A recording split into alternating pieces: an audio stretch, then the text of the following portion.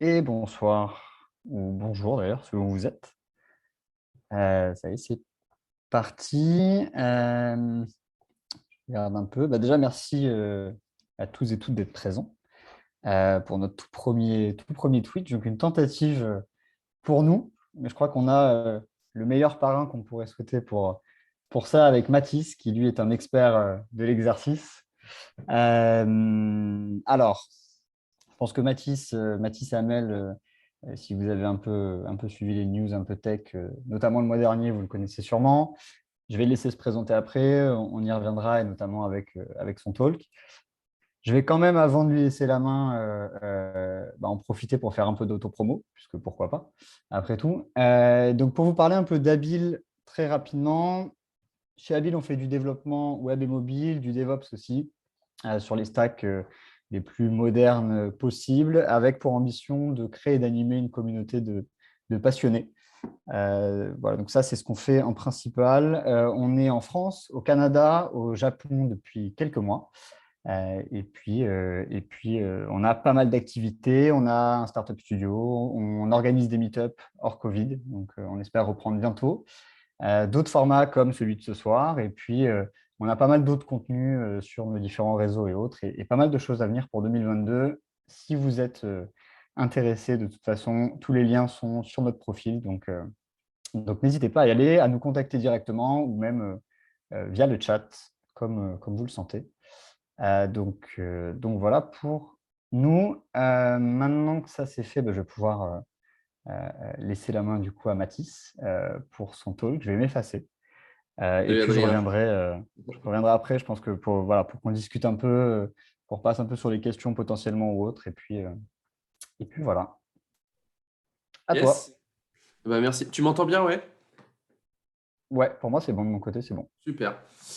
Et bah, salut tout le monde. Bah, d'être là.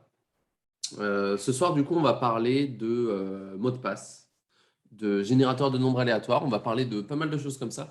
Donc voilà, moi c'est Mathis Hamel. Je fais des trucs qui m'amusent sur Internet. Je m'intéresse à tout ce qui est tech, que ce soit de la programmation, donc de l'algorithmique, de la data science, de l'IA, pas mal de cybersécurité aussi dernièrement.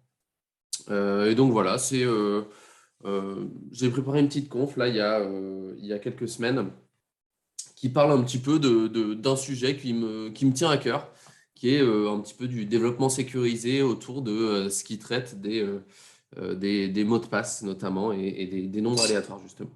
Alors, je vais partager mon écran. Bah, écoute, on va partager tout l'écran parce que j'ai une petite démo après, donc je vais mettre direct tout l'écran.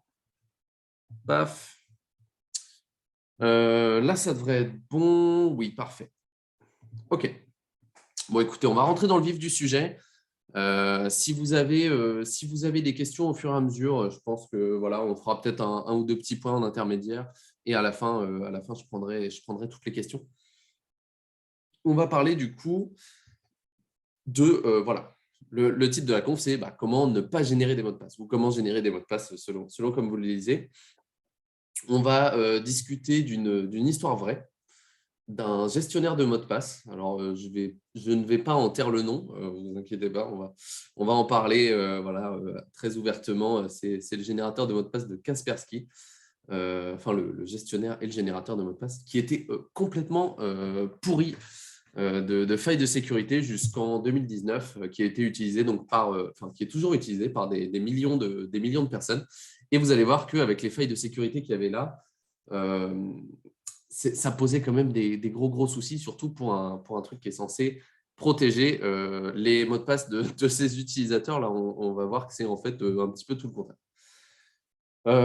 Et voilà, donc cette série de failles de sécurité, elle s'appelait donc la CVE 2020-27020. Donc les CVE, c'est des notices de sécurité. Quand il y a une faille qui est publiée sur un gros produit qui est utilisé par beaucoup de gens ou par une lib, par exemple, on va avoir un numéro de CVE qui va être alloué à cette faille-là voilà, pour que ce soit public et que ce soit reconnu et pour inciter un petit peu les gens à mettre à jour leur système. Juste une, voilà, slide très rapide sur moi. Donc, Mathis Hamel, vous pouvez me retrouver sur Twitter principalement. Je suis aussi autre part, notamment sur Twitch. Je stream d'ailleurs juste après là, à 20h du coup. Donc, je vais, une fois que la conf se termine, je vais manger rapidement et après, on fera un petit peu de data science sur ma chaîne. Je vais faire la petit instant d'autopromo, hein, moi aussi, je me permets. On va faire une carte de France pour visualiser qui sont les élus qui ont parrainé les différents candidats à la présidentielle pour voir un petit peu si on a des trends qui se remarquent, etc. Dans mon travail de tous les jours, je bosse chez Coding Game, qui est une boîte que vous connaissez peut-être. On organise en gros des petits jeux sur un site web qui est complètement gratuit pour apprendre et s'améliorer en programmation, en algorithmique, en IA et tout ça. Donc voilà, je vous invite aussi à aller faire un tour là-dessus. Coding Game, voilà, l'entreprise, son business, c'est une partie de ça, mais on va dire la partie qui fait rentrer de l'argent et qui nous permet de faire tourner ce site gratuitement, on fait aussi toute une partie d'entretien d'embauche pour des entreprises qui veulent tester des développeurs. Voilà. Et j'ai fondé aussi une boîte qui s'appelle H25 avec mon frère, où on organise des petits challenges de programmation. On est consultant en challenge technique, donc programmation, cybersécurité. Alors, on va commencer par parler un petit peu de gestionnaire de mots de passe, à quoi ça sert, pourquoi en utiliser. Moi, perso, j'utilise un gestionnaire de mots de passe. Ça fait pas très longtemps, hein, mais enfin, ça fait quelques années, quoi. Mais c'est un truc qui est vraiment absolument indispensable. On se demande parfois un petit peu pourquoi, typiquement, pourquoi il faut avoir plein de mots de passe super compliqués, pas juste un seul, etc. Je vous montre un petit peu pourquoi. On va partir sur un cas très simple, c'est mon compte. C'est moi, par exemple, je décide d'avoir des mots de passe qui sont faibles. Pas forcément voilà, des mots de passe qui sont très, très simples, parce que voilà, j'aurais pu mettre un 2, 3, 4, 5, 6, mais par exemple, Facebook, avec un 4 à la place du A, 2, 0 à la place des O, bon, ça se craque assez facilement, ça se devine, quoi. Donc ça, c'est le cas numéro 1. On va dire c'est le cas grand débutant. Grand débutant, bon, un attaquant qui veut attaquer, qui veut récupérer les accès à mes comptes, il a juste à deviner mon mot de passe, à faire un peu de brute force éventuellement, peut-être regarder un peu par-dessus mon épaule pour voir les premiers caractères, mais grosso modo, ça va être tout simple d'accéder à ça. Et voilà, un petit peu plus avancé, on va utiliser un mot de passe fort. Là, vous remarquerez, ce mot de passe fort, c'est toujours le même. Sur tous les sites sur lesquels je suis inscrit, je mets toujours le même parce que je considère que voilà, il est inattaquable, il est imprenable ce mot de passe-là. Bon, c'est vrai que là, de visu, on se dit qu'il sera plus difficile à brute forcer. Effectivement, il risque de ne pas être dans des listes de mots de passe. Mais si un attaquant arrive, par exemple, à compromettre Twitter, donc à pirater Twitter d'une manière ou d'une autre, ça passe pas forcément par une attaque de la base de données, parce qu'on entend aussi souvent que les mots de passe vont être chiffrés ou vont être hachés, vont être salés, etc. Donc, on ne peut pas les retrouver. Ça peut être aussi un attaquant qui arrive à compromettre un serveur, donc qui arrive à pirater un serveur de Twitter. Et les serveurs web, ils reçoivent les mots de passe en clair avant de les hacher. Donc, il y a bien un endroit où le mot de passe en clair va passer dans le système et où on peut se le faire complètement voler, même si après, il est géré de manière correcte avec du hashing, du sell et tout ça. Voilà. Mais vous voyez peut-être où je veux en venir. Un hacker qui arrive à choper ce mot de passe sur Twitter, hop, et ben, il peut directement accéder à mes 2 autres mots de passe, à mes 2 autres comptes. Donc, voilà, Facebook, Coding Game, hop, les 3 comptes sont compromis pour le prix d'un. Donc, bon, scénario, on est quand même plus sécurisé parce que ça dépend quand même de beaucoup de choses. Il faut que ce mot de passe-là il soit utilisé sur un site qui se fait compromettre, que l'attaquant il pense à réutiliser ce compte-là exactement sur un autre site. Mais voilà, on a quand même un cas d'attaque qui est présent et qui est assez largement utilisé finalement. Bon, vous connaissez peut-être le site Have I Been Pwned? Si vous ne connaissez pas, je vous invite grandement à aller y jeter un œil dans un autre onglet pendant que je vous parle. C'est un site, vous tapez votre adresse email et il vous dit combien de fois votre mot de passe a fuité dans la nature depuis que ce site existe. Donc voilà, moi par exemple, sur mon adresse perso, Tiens, d'ailleurs, voilà, si vous voulez m'envoyer un mail, vous avez mon Gmail. Mon adresse perso, je suis dans 6 DataBridge. Ça veut dire que j'ai 6 sites internet sur lesquels je suis inscrit, dont la base de données a été piratée et dont le mot de passe est d'une manière ou d'une autre dans la nature. Et je suis allé vérifier les leaks en question. J'ai eu accès à un certain nombre de ces 6-là. Et effectivement, c'est mes anciens mots de passe qui se retrouvent là-dedans. Voilà. Alors, petite question pour le chat. On va faire quelques petits jeux. Est-ce que voilà, ça vous dirait de deviner combien ça coûte une fuite de mot de passe? Alors, ceux qui ont fuité dans la nature, généralement, ils sont relativement gratuits parce qu'on les trouve un peu partout. Mais une fuite de mot de passe avec, par exemple, 10 millions de couples, adresse email, mot de passe, combien ça vaut? On a Léapac qui nous dit 10 balais un Mars. Ok, c'est un bon premier guess. Qu'est-ce qu'on a d'autre? Voilà, pour 10 millions d'utilisateurs et de mots de passe. 500 balles, ok. J'ouvre mon chat en attendant.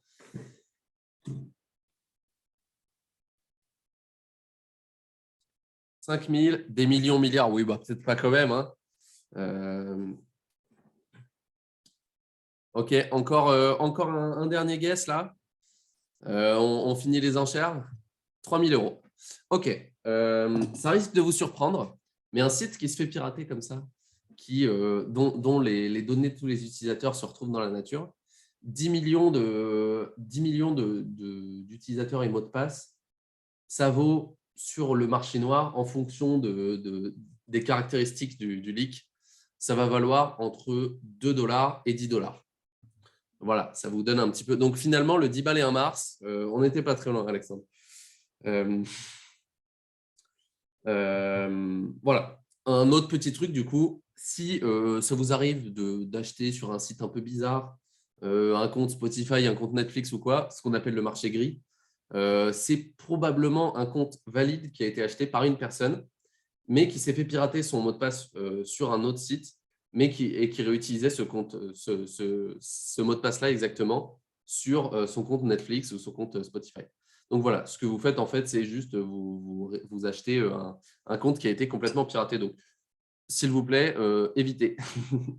Évitez de le faire, ça nourrit une forme de marché noir. C'est complètement illégal. Dans la plupart des cas, je ne généralise pas, mais... Troisième cas, des mots de passe forts et variés. Ici, vous voyez, j'ai 3 comptes. Je vais avoir 3 comptes qui vont avoir donc mon nom d'utilisateur. Bon, bah, celui-là, je ne le change pas à chaque fois. Et mon mot de passe, ça va être un mot de passe différent à chaque fois. Un mot de passe fort. Et bien ici, Twitter se fait compromettre. Et bien écoutez, on n'en a rien à faire. Il n'y a que Twitter qui est compromis. Et bon, là, on ne peut rien y faire. Si Twitter est compromis, mes données Twitter sont dans la nature. Mais au moins, ça protège les autres. Mais du coup, comment est-ce qu'on fait pour se souvenir de tous ces mots de passe-là? Et ben, on peut, à moins d'avoir une mot de passe, une mémoire de fou, on a besoin d'utiliser un gestionnaire de mots de passe. Voilà. Pour tester votre mémoire de fou, d'ailleurs, si jamais vous vous dites « j'ai pas besoin de gestionnaire de mots de passe », si quelqu'un arrive à retaper de manière exacte un des 3 mots de passe qui s'affichaient sur la slide précédente, je vous dispense d'utiliser un générateur de mots de passe. Et interdit de tricher. On a aussi des niveaux de protection encore un peu plus avancés. Donc, sur des comptes qu'on veut vraiment sécuriser, notamment comptes email, des réseaux sociaux, des trucs professionnels ou de banque. On va avoir l'authentification multiple facteurs, donc l'authentification à 2 facteurs généralement. C'est typiquement quand vous recevez un SMS sur votre téléphone, quand vous essayez de vous connecter.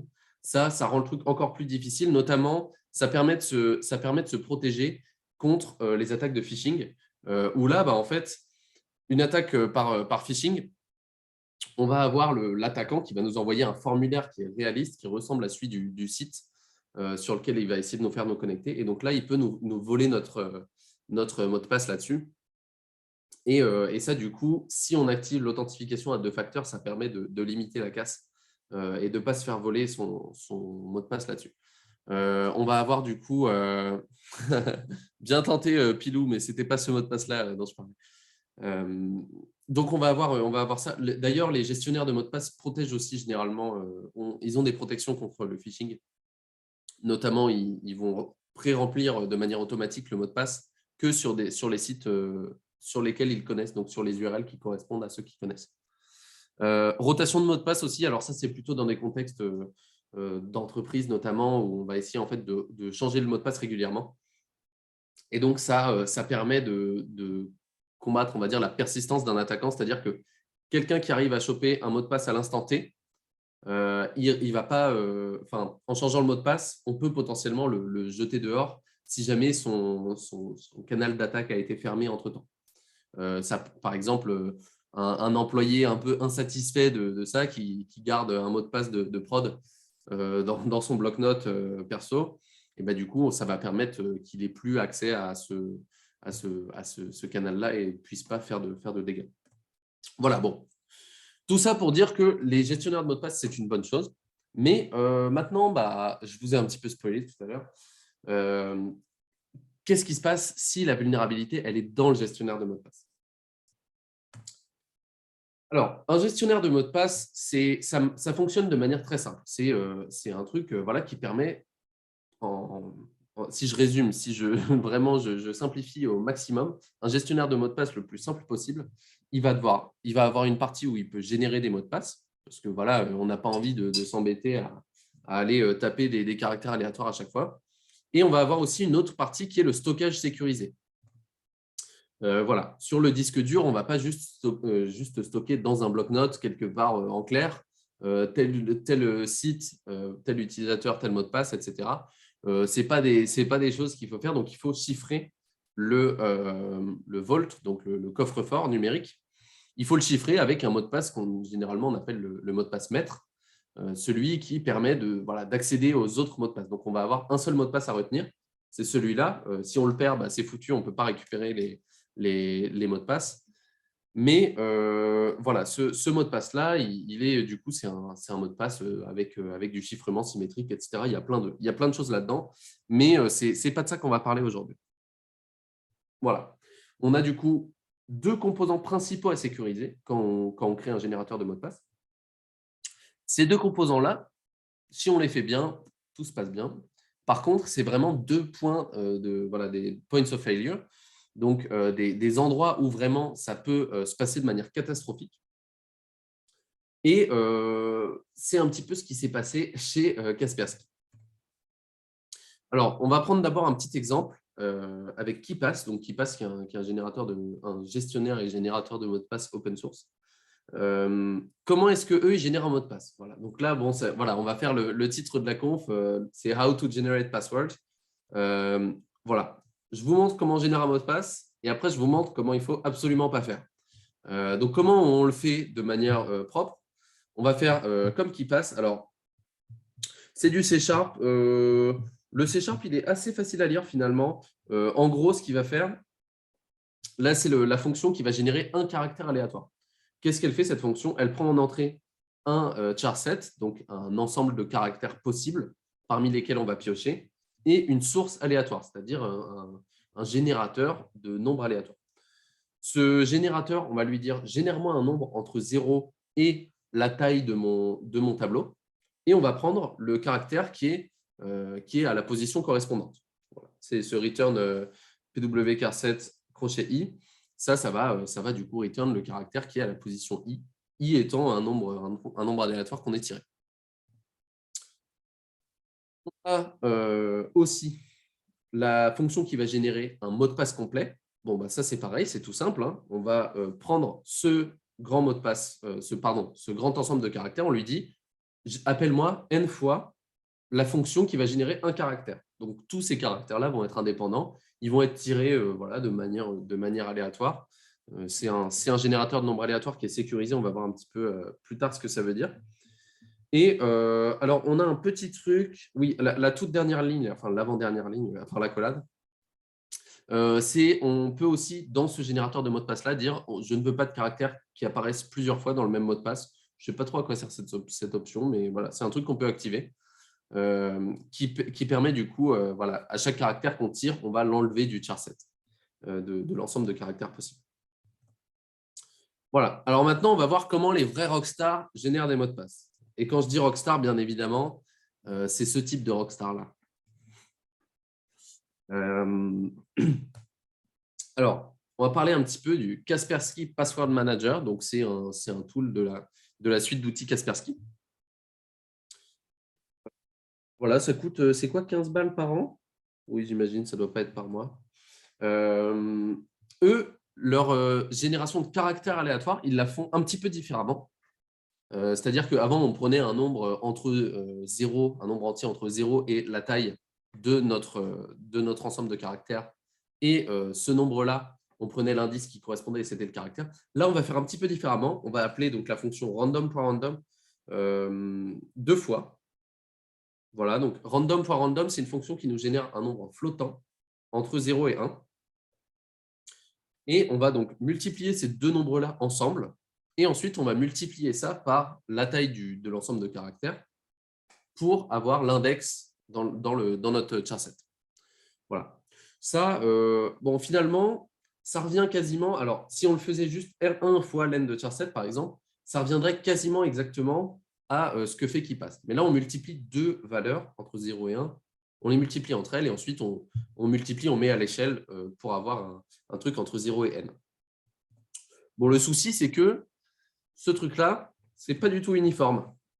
Le premier caractère, il va avoir 14% de chance, je crois, d'être tiré. Donc, le premier caractère de la liste, celui qui est tout près du 0. Alors que le tout dernier, si on prend 26 lettres, le tout dernier, il va avoir moins de 1% de chance d'être tiré. Voilà, donc déjà, là, il y a un truc un petit peu bizarre qui est en train de se passer, qui est qu'en fait, les mots de passe, ils ne vont pas avoir des caractères qui vont être tirés de manière uniforme. Là, dans ce cas-là, par exemple, ce que je vous montre, c'est que notre mot de passe généré, il va avoir beaucoup plus de caractères A que de caractères X, Y ou Z. Vraiment beaucoup, beaucoup, beaucoup plus. Ce n'est pas exactement le cas. Il y a des petits tricks dont on va parler dans quelques secondes, mais vraiment, la fonction qui génère les caractères, c'est exactement celle-là.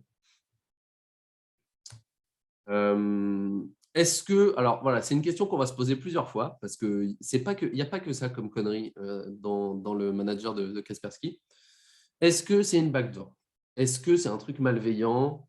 C'est des vilains Russes qui ont mis du code source pour voler les mots de passe des gentils citoyens? Non. Franchement, non. Mais il y a des trucs bizarres. Alors, on va voir un petit peu pourquoi. Moi, je pense que ce n'est pas malveillant.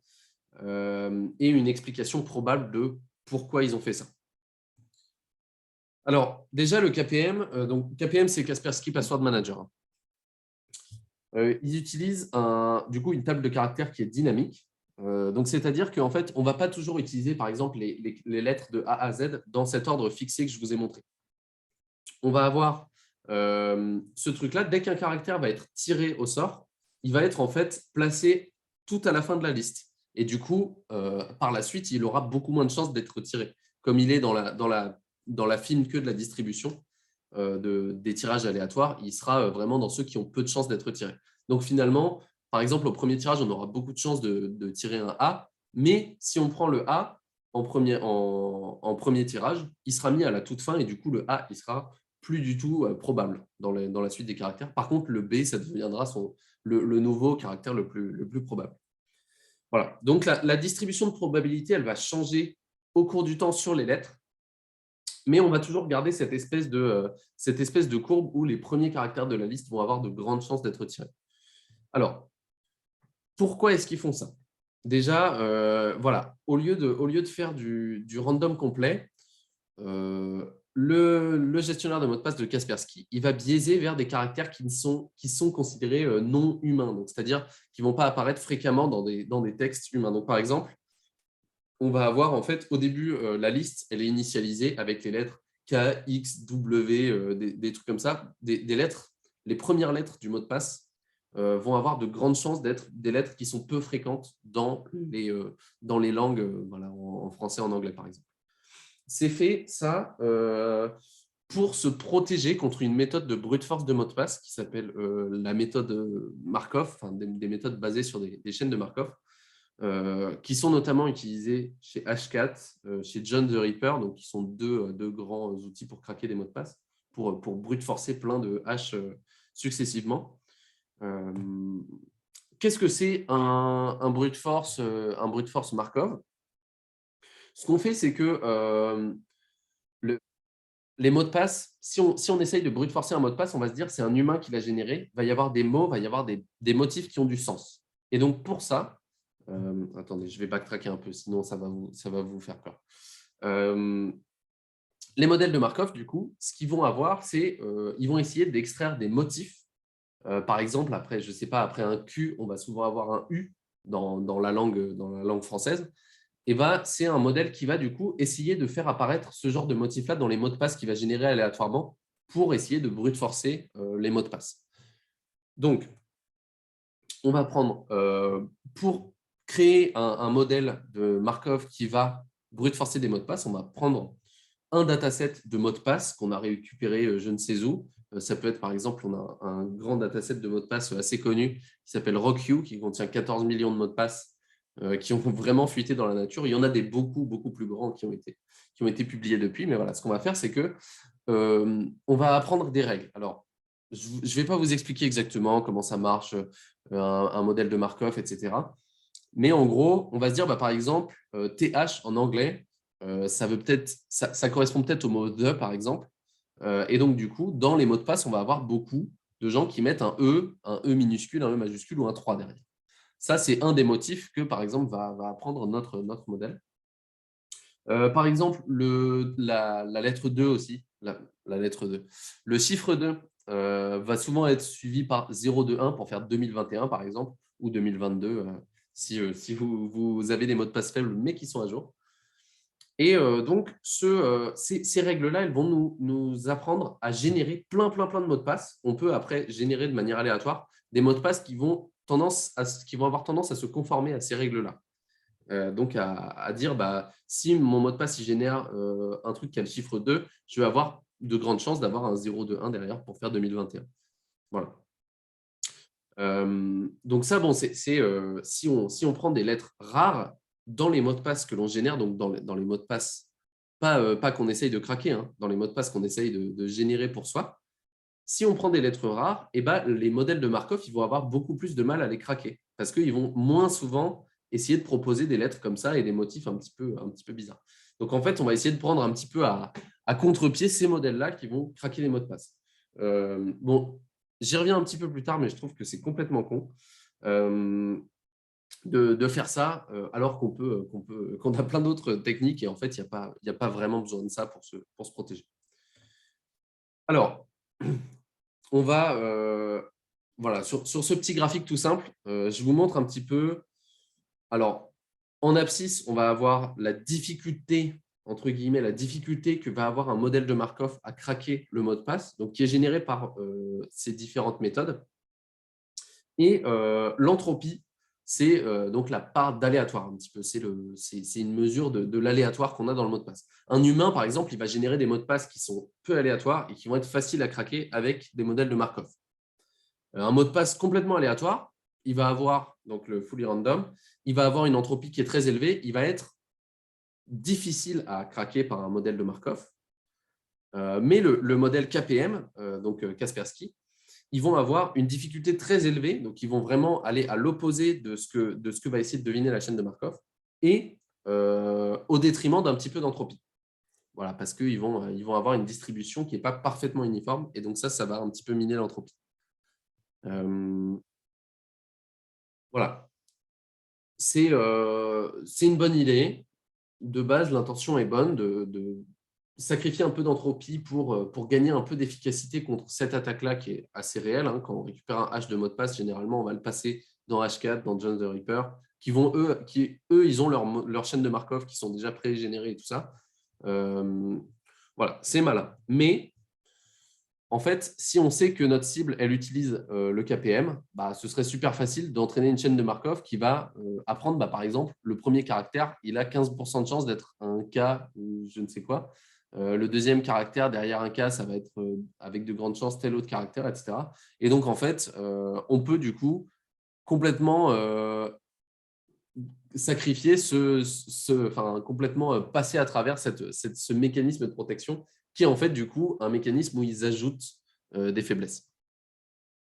Donc, voilà. Bon, ce qu'il faut faire, à mon avis, c'est plutôt de se baser sur de l'entropie pure, donc du random pur, et se dire que 16 caractères, une chaîne de Markov, un brute force de Markov n'arrivera jamais à casser un mot de passe de 16 caractères parce qu'il lui faudrait une chance vraiment inouïe pour faire ça. Comme c'est de l'aléatoire pur, en fait, la chaîne de Markov ne sera pas plus efficace que n'importe quel générateur aléatoire de mot de passe. Voilà. Donc finalement, en fait, le KPM, il sacrifie de l'entropie au profit de la sécurité, mais en réalité, il sacrifie de l'entropie et de la sécurité. On va parler maintenant de sécurité des générateurs pseudo-aléatoires, donc des générateurs de nombres pseudo-aléatoires, donc pseudo-random number generators. Hop, j'ouvre au chat une fois de plus. Désolé, c'est une diva. Le but d'un générateur de nombres aléatoires, comme son nom l'indique, ça va être de générer des nombres aléatoires.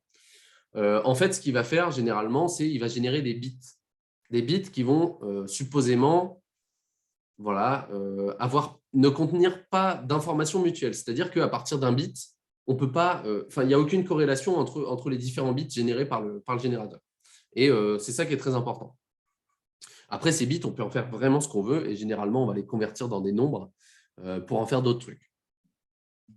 On a plein de variantes de PRNG qui vont être utilisées dans plusieurs cas différents. Il y en a qui vont être plus performants, il y en a qui vont être plus sécurisés, il y en a qui vont utiliser moins de mémoire, etc.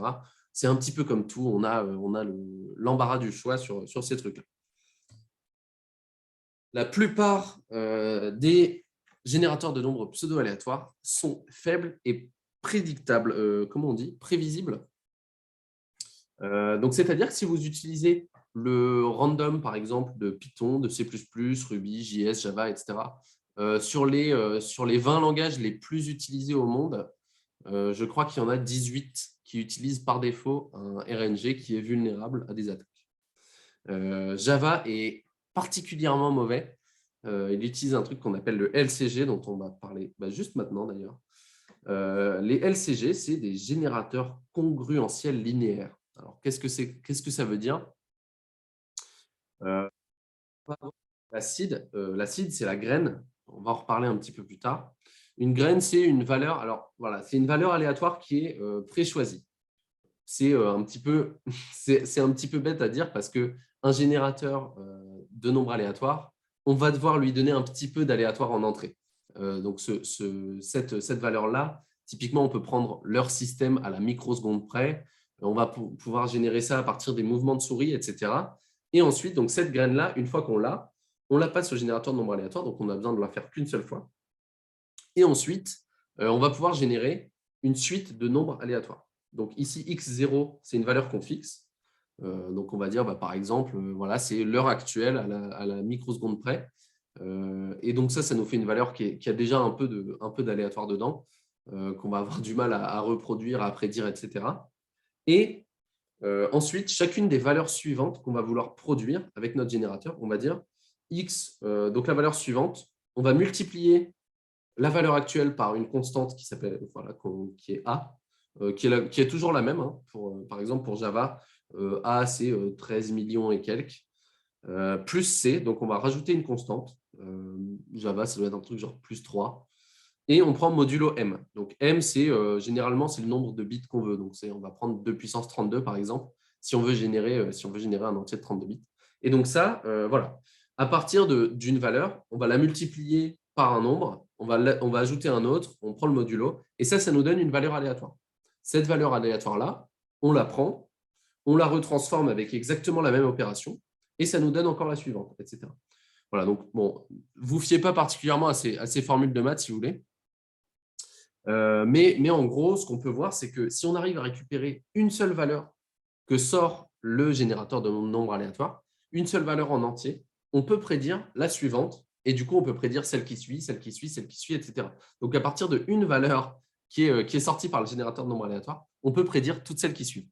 Et ça, du coup, bon, je ne sais pas vous, mais ce n'est pas un truc que j'attendrais particulièrement d'un générateur de nombres aléatoires si je générais des données un petit peu qui doivent rester secrètes ou voilà, pas trop sortir dans la nature et pas du tout être prévisibles. Est-ce que je n'ai pas une petite démo? Oui, c'est maintenant. Alors, attendez, hop, je reprends juste ça.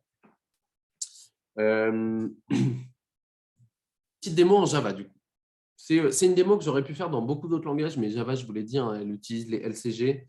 Les LCG, c'est très, très vulnérable parce qu'on a besoin seulement d'une valeur de sortie. En Python, il en faut 624, si ça vous intéresse. Dans pas mal de langages, il en faut 624. Je crois qu'en C++ aussi. On en parlera un petit peu plus tard. C'est lié à un générateur qui s'appelle le Mersenne Twister. Alors, ce que je vais faire, c'est j'ai programmé un petit jeu qui dit, voilà, qui tire, donc qui génère, qui crée une nouvelle instance de générateur de nombres aléatoires. Donc, j'appelle random. Ici, c'est la classe random la plus classique de Java. Et ensuite, je vais dire, devine le nombre auquel je pense. Donc, on va tirer, on va demander à l'utilisateur de nous donner un entier. Il va dire, voilà, moi, je pense que le nombre secret, c'est 1204. Et le générateur, de son côté, il va tirer un nombre aléatoire. Ensuite, on compare les deux. Si c'est bon, j'ai gagné. Ce truc-là, alors nextInt, il faut savoir que, random.nextInt, il faut savoir que ça génère un nombre entier aléatoire sur 32 bits quand on utilise du Java 32. Ici, cette valeur-là, du coup, elle peut prendre des valeurs entre moins 2 milliards et plus 2 milliards, un peu de choses près. Donc, il faut vraiment avoir une chance relativement inouïe pour réussir à deviner ça. Mais bien évidemment, en utilisant les propriétés du LCG, eh ben, on peut complètement arnaquer ce jeu. Voilà, donc ce truc-là, je le mets dans une sandbox. Je vais peut-être zoomer un peu. Voilà, c'est exactement le même code. Je le mets dans une sandbox pour que vous voyez que je ne triche pas. Voilà. On run ça. Voilà, alors on le voit bien ici, ok, ça marche. On dit, voilà, bienvenue dans mon jeu de devinage de RNG, 1000% imprévisible. Est-ce qu'il y a des gens dans le chat qui ont envie de proposer des nombres? Je vous rappelle, c'est entre moins 2 milliards et plus 2 milliards. Voilà. Si quelqu'un veut tenter sa chance, allez-y, je vous laisse proposer dans le chat.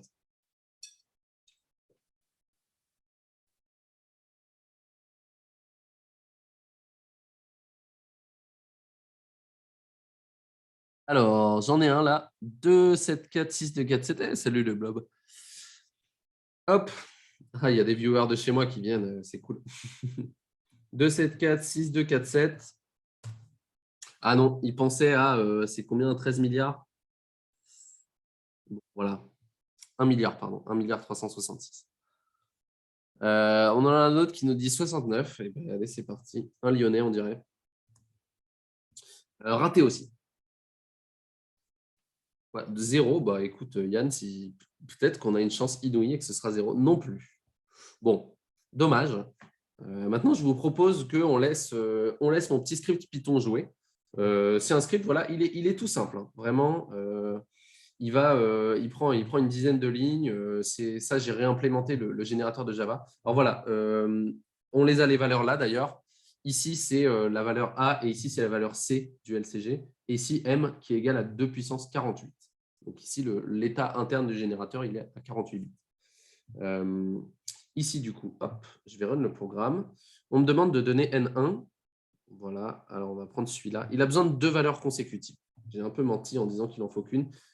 Pour Java, il en faut 2 parce que l'état interne du générateur fait 48 bits, mais le programme, le générateur ne produit que des valeurs de 32 bits. Voilà. Force. Et est-ce que ça a marché? Non, c'est pas vrai. Écoutez, je suis maudit. Je suis maudit. Cette démo, elle marchait il y a 20 minutes. On va recommencer.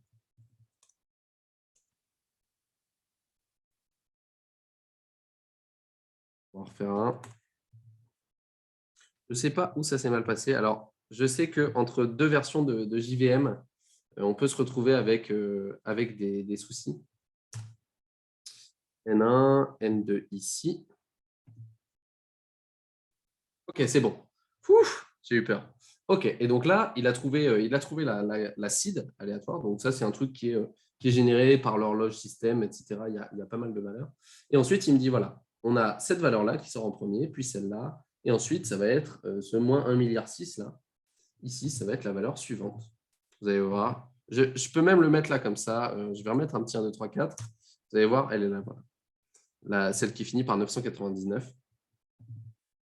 Et la suivante, du coup, celle-là, allez, on va arrêter de tourner autour du pot. Voilà. Et là, on a trouvé. Voilà, donc tout ça pour vous dire que le générateur de nombres aléatoires de Java, il est prédictible. On peut vraiment, à partir de juste 2 outputs comme ça, de nombres qu'on arrive à récupérer, on peut prédire toute la suite. C'est d'ailleurs un gros souci qui avait été sur un jeu, je crois que c'était un jeu de Blackjack, qui était sur Windows à une longue époque. On pouvait jouer avec du vrai argent.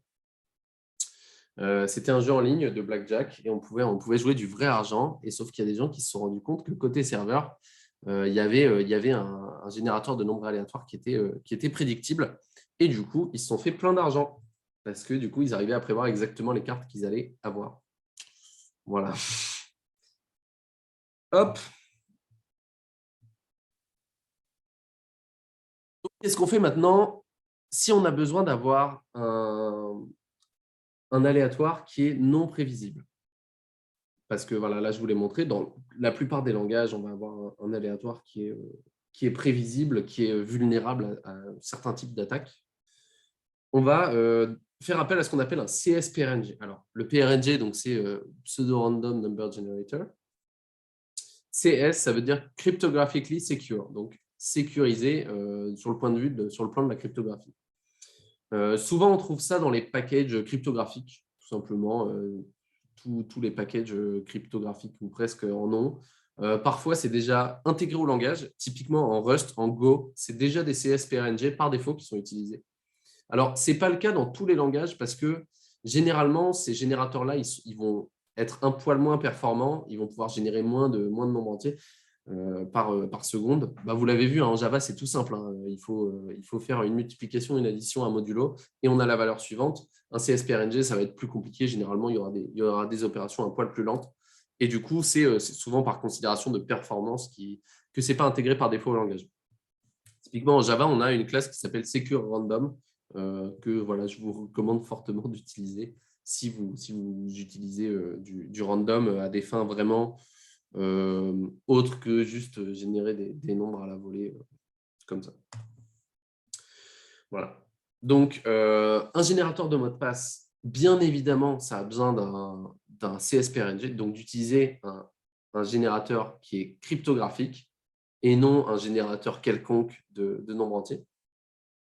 Sinon, les mots de passe, bah, ils seraient prévisibles. Typiquement, si on arrive là en Java à reverse engineer un petit peu, à comprendre comment les nombres étaient générés, à partir d'un mot de passe, quels nombres ont été générés par le générateur de nombres aléatoires, on peut prendre le truc à l'envers et du coup prédire tous les mots de passe qui ont été générés par ce même générateur.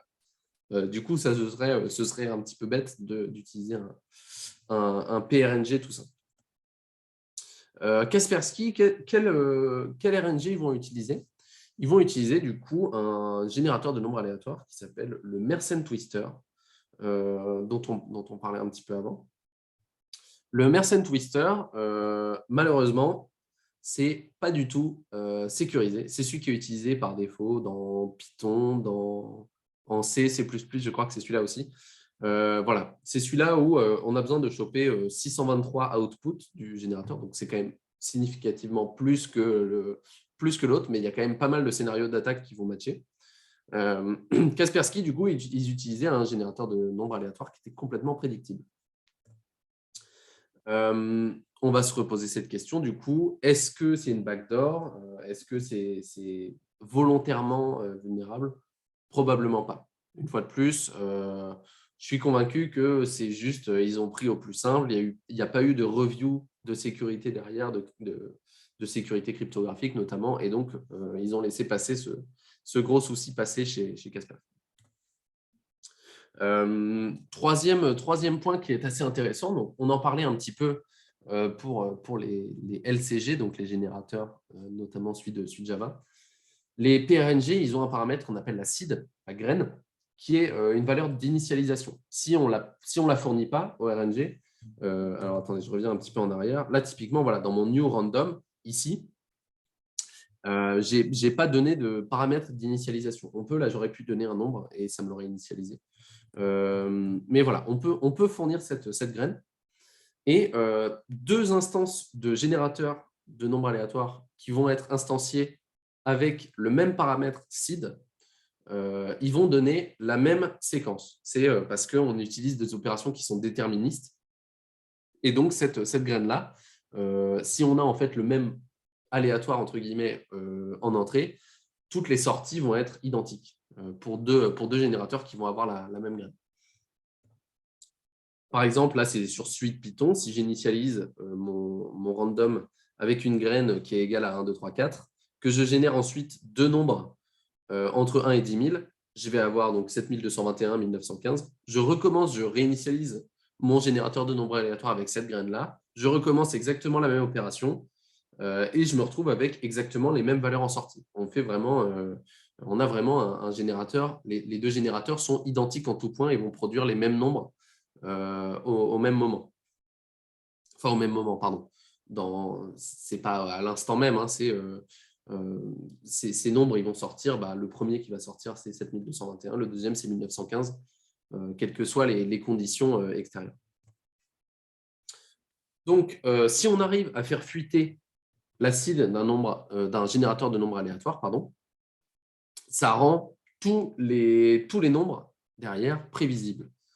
Donc, généralement, ce qu'on fait, c'est que quand on utilise un CSPRNG, on le laisse générer sa propre seed. Lui, il se débrouille, il a déjà ses manières de créer des seeds qui vont être suffisamment aléatoires pour ne pas fuiter et pour être sécurisé. Voilà. Ce qui était fait chez Kaspersky, c'est on prend la seed et on la passe ici à cette fonction-là qui s'appelle attendez, oui, c'est ça. Bind, donc on va appeler cette distribution-là et on va passer la seed, ici le paramètre seed, si la graine était égale à 0. Attendez. Non, pardon. Je reviens, c'est des slides qui ont quelques mois, je ne m'y retrouve plus. Si la seed passait au générateur de nombres aléatoires ici, donc à generate password, si la seed, on la passe et qu'elle est à 0, bon, il fait sa propre génération de seed, ce qui est peu recommandé. Donc, il se base sur leur système. Et ensuite, il génère ces nombres, etc. Heureusement, la seed qui est passée au générateur de nombres aléatoires est time 0. Donc, la graine, elle est complètement prévisible parce que c'est le timestamp. C'est leur système en seconde depuis le 1er janvier 1970.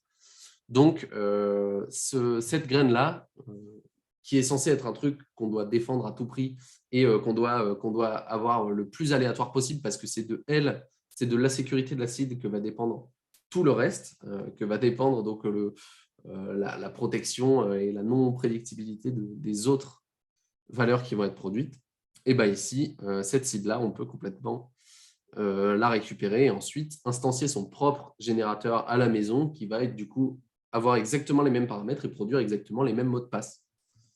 Voilà. Donc, ce générateur-là, en plus, il est réinstancié, donc il est réinitialisé à chaque mot de passe qu'on génère. Donc, c'est-à-dire que pour un mot de passe qui est généré à 1 seconde donnée, où qu'on soit sur Terre, ce sera le même mot de passe pour 2 personnes parce que la seed du générateur de nombres aléatoires va être la même. Donc voilà, par an, du coup, ça nous fait 31 millions de secondes. Voilà, 31 millions de secondes par an, si ça vous intéresse. Donc 31 millions de mots de passe différents possibles sur une année, ce qui est très très peu. Un espace de recherche qui est vraiment ridicule.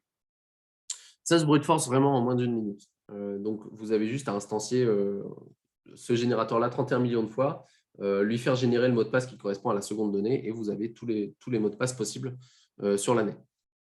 Voilà, donc ça, c'est le gros souci du générateur de mots de passe de Kaspersky, qui est en réalité que il produit des mots de passe qui sont extrêmement vulnérables.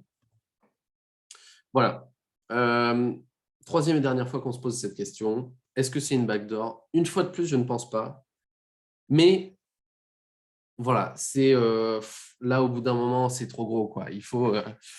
voilà, il y a eu des gros soucis chez Kaspersky. Je ne sais pas, il y a eu un truc qui s'est mal passé, quoi, dans leur process de design. Quand on génère un design de générateur de mots de passe et de gestionnaire de mots de passe, généralement, on fait appel à des personnes compétentes et je pense qu'ils ont un petit peu oublié cette partie-là du process. Voilà. Une autre conclusion, voilà, pour un petit peu reprendre ce pourquoi je disais probablement pas des backdoors, c'est que voilà, on n'attribue pas à de la malveillance, ce qui peut également être expliqué par de la stupidité humaine. C'est le rasoir de Hanlon et c'est un truc qui est voilà, que j'aime bien répéter quand ça crie à la cyberattaque ou à la backdoor, que finalement l'erreur est humaine après tout et que voilà, on y revient et ça peut aussi vous donner un ordre d'idée, quoi, qu'une entreprise de je ne sais pas combien de millions il génère par an, voire même milliards, qui soit capable de quand même produire des trucs comme ça. Bon, ça peut aussi nous rassurer sur notre condition de développeur. Alors, le coût estimé du coup de cette vulnérabilité-là, donc CVE 2020-27020 dont je parlais au tout début. Déjà, ils ont payé aux chercheurs, c'est des Français qui ont trouvé ça, c'est des gars de chez Ledger, enfin des gars et des filles, hein, de chez Ledger, l'entreprise qui fait des wallets de crypto-monnaie. Ils ont reçu $10 000 de bounty, donc c'est voilà, parce qu'ils ont fait un rapport de vulnérabilité à Kaspersky en disant voici ce qu'on a trouvé, etc. Ils ont prévenu discrètement pour que ça puisse être patché et ensuite voilà, ils ont été remerciés et rémunérés pour ça.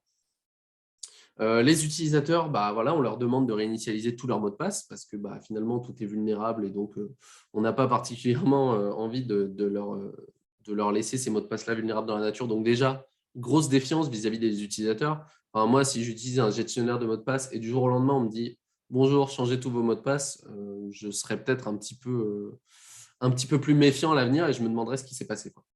Donc voilà, gros dégâts sur la réputation et on a également bah, des procès potentiels qui peuvent avoir lieu. Typiquement, un utilisateur qui utilisait Kaspersky avec ses garanties.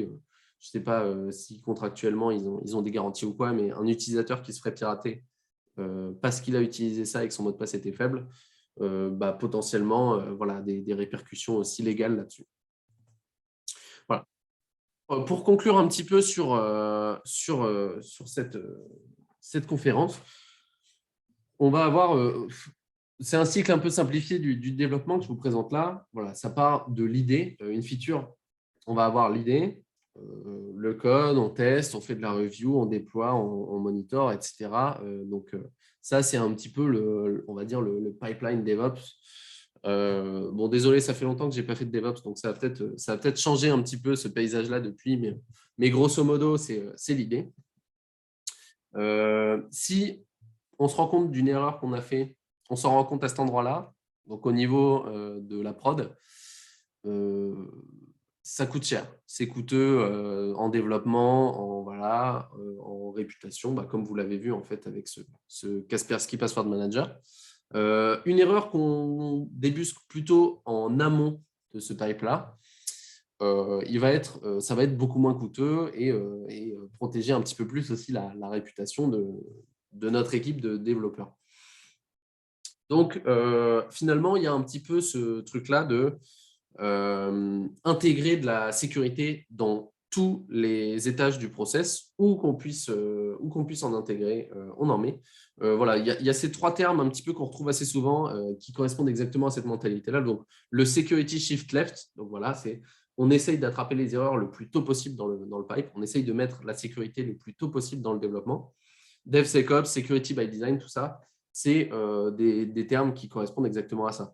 Je ne dis pas qu'à tous les étages de ce process-là, on aurait pu attraper cette erreur-là du Kaspersky Password Manager, mais voilà, il y a toujours des endroits où on peut ajouter un peu des tamis qui vont nous permettre de filtrer les plus gros trucs et qu'on évite que ce soit des utilisateurs ou des chercheurs en cybersécurité qui s'en rendent compte.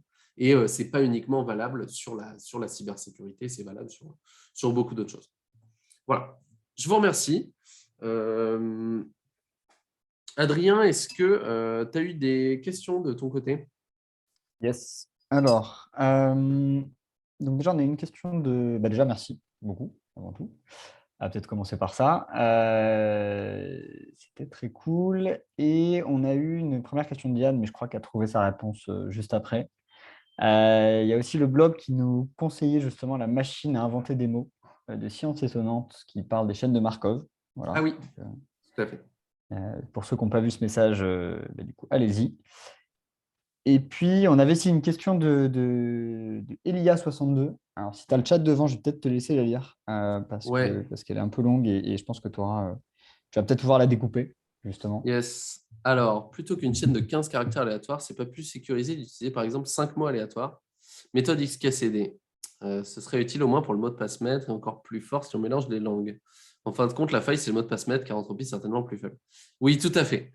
Tout à fait. Alors, en fait, sur les mots de passe que génère ton générateur de mots de passe, généralement, c'est des trucs que tu n'auras jamais à retaper. Donc, c'est des trucs qui font volontairement super complexes. Voilà. C'est les rares fois où tu devras t'en servir, où il n'est pas dans l'autocomplete. Juste, tu fais copier-coller. Donc, finalement, il n'y a pas de souci là-dessus. Effectivement, c'est une bonne recommandation d'avoir un mot de passe maître qui est composé, par exemple, de 5 mots, comme la méthode XKCD, ou d'avoir voilà, un mot de passe fort quelconque, mais un truc voilà, qui est pas brute forçable, qu'on utilise nulle part d'autre, qu'on arrive à retenir facilement. Donc, il y a plein de techniques pour ça. Voilà. Après, je ne sais pas si d'autres ont des questions, du coup, en attente.